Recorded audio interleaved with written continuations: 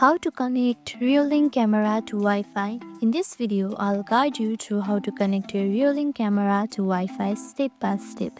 Whether it's your first setup or you're switching networks, this tutorial will get your camera online first. Let's dive right in. First, open the Reolink app. Now make sure you are signed in to a Reolink account. Tap on this plus icon in the top right corner and scan the QR code on your camera or inside the manual. This lets the app identify your specific Reolink device. Once scanned, tap Next to begin the setup. Now the app will prompt you to choose a Wi-Fi network. Enter your Wi-Fi password and tap Next, and the app will display a large QR code on your screen. Hold your phone in front of the camera lens until you hear a voice prompt like Wi-Fi connection succeeded. If you don't hear anything after a few seconds, adjust the distance or angle and try again. Once connected, the camera will begin registering with your Reolink app.